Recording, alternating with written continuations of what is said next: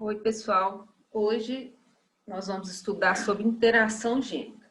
Então, a gente estudou lá na segunda lei de Mendel aquelas características condicionadas por dois genes, mas que se manifestam de forma independente. Hoje nós vamos estudar uma parte que o Mendel não previu, que quando dois ou mais genes, eles se interagem para formar a característica, tá? Então, existem três tipos básicos de interação gênica. A não epistática é o seguinte: dois ou mais genes, eles interferem na característica, mas um alelo não impede a expressão do outro. Por exemplo, aqui nas cristas das galinhas, tá? Aí nós temos dois pares de genes, que é o par dos alelos R e o par dos alelos E, tá? Se a galinha for duplo dominante, então for Rzão, Rzão, Ezão, Ezão, ou Rzão, Rzinho, Ezão, Ezinho, ela nasce com a crista nossa. Se ela tiver o primeiro par dominante e o segundo recessivo, a crista rosa. Se ela tiver o primeiro par recessivo e o segundo dominante, a crista ervilha. E o duplo recessivo, a crista simples. Igual está aqui no desenho, tá? Então, as cristas das galinhas são dois pares de genes, formando, então, aí 4 tipos de fenótipos diferentes de acordo com o genótipo. Existe também a interação gênica epistática. Nesse caso, diferente da anterior, um dos pares ele vai impedir que o outro se manifeste no indivíduo, tá? Como exemplo, nós temos dois tipos. A epistasia dominante, onde no par epistático, o gene, o alelo dominante, ele vai impedir que o outro par de genes se manifeste.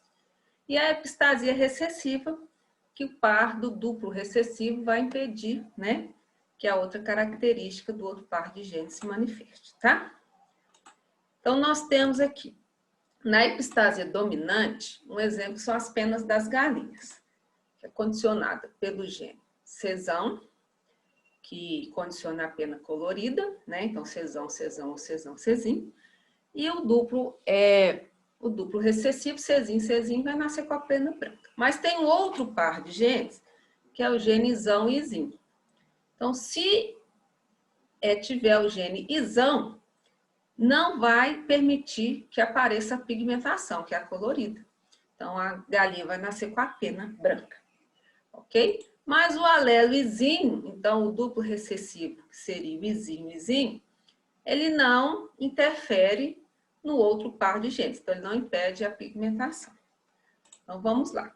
Eu posso ter todos esses tipos aqui, ó, de genótipos, né? Então, vamos lá comigo, ó. Se o indivíduo tiver o Czão, Czão, ou Czão, Czinho, ou Czinho, Czinho, independente, o gene Izão aqui, ó, ele impede a pigmentação, independente do outro par de genes. Então, o Izão sempre vai condicionar a pena branca, ok? Todos que tiverem o Izão vai condicionar a pena branca. Já o par Izinho, ele não impede que ocorra a pigmentação. Então, se for Czão, Czão ou Czão, Czinho, como o outro par de genes, né, que fazem interação é Izinho, Izinho, vai permitir que a pena colorida apareça, tá? E o duplo recessivo, que é o Czinho, Czinho, Izinho, Izinho, ele vai, então, permitir a pena branca, porque o Czinho já é branco, independente de ter o Izinho, Izinho, ok? Existe ainda a interação gênica epistática do tipo que a gente chama de recessivo, tá? Nesse caso, o alelo que vai determinar a epistasia quer dizer que vai influenciar, impedir que o outro alelo se manifeste, ele só vai atuar em dose dupla, ou seja, duplo recessivo. Então, pelo dos camundongos, tá? Então, nós temos o par Pzão, Pzinho e o par que é o epistático. Então, os ratos que têm o gene Pzão, individual em dose dupla, né? Pzão, Pzão, Pzão, Pzinho, eles vão ter o pelo agute, tá bom? E o Pzinho, Pzinho preto. O outro par de gene que é epistático sobre esse, ou seja, que impede, os dominantes, que é o azão, azão ou azão, azinho, vão permitir que apareça a pelagem no rato. Mas o alelo recessivo, né, o duplo recessivo, que é o azinho, não vai permitir a expressão. Então, não deixa a cor aparecer. Então, o rato, ele nasce, então, albino, né? Que é aquele ratinho branco lá de laboratório com olhinho vermelho. Então, nós temos todas essas possibilidades aqui de genótipos, né? Então, vamos lá. Se eu tiver o Pzão, ele é agute. O azão permite aparecer. Então, Pzão, se for Pzão, Pzinho ou Pzão, Pzão, e azão, azinho ou azão, azão, vai nascer agute, ok? São essas possibilidades aí. Já o Pzinho, Pzinho, se ele tiver acompanhado pelo azão, azão, azão, azão, azinho, vai nascer o preto, beleza?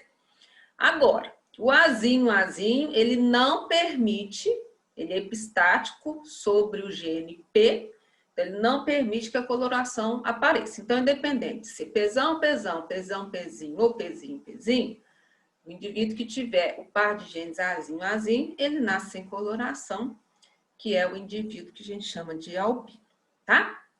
Então, esse é o tipo de interação gênica epistática recessiva. Existe ainda a herança quantitativa, que é quando os genes acumulam, o par de genes acumula características, dando uma variedade maior, né, de genótipos e fenótipos.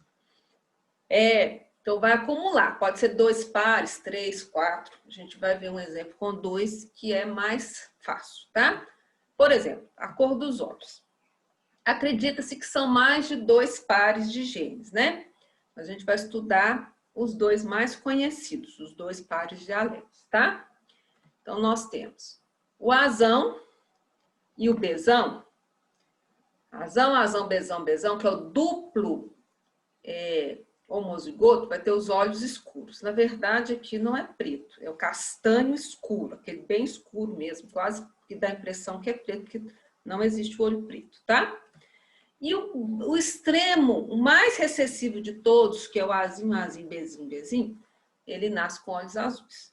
Entre o azão, azão, bezão, bezão e o azinho, azinho, bezinho, bezinho, eu tenho várias colorações de olhos, né? À medida que vai ficando mais recessivo, os olhos ficam mais claros.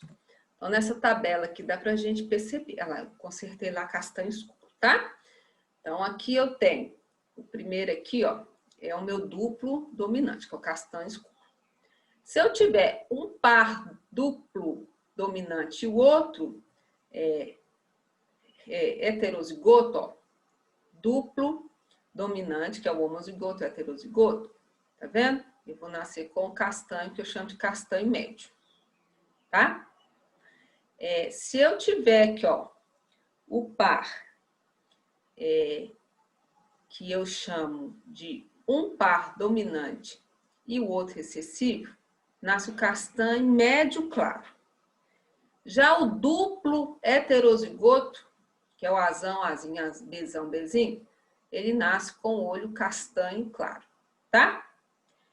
Se eu tiver o azinho, azinho, bezão, bezão, que é o primeiro par recessivo e segundo dominante, também nasce lá o castanho mais médio claro, tá? Um pouco mais escuro.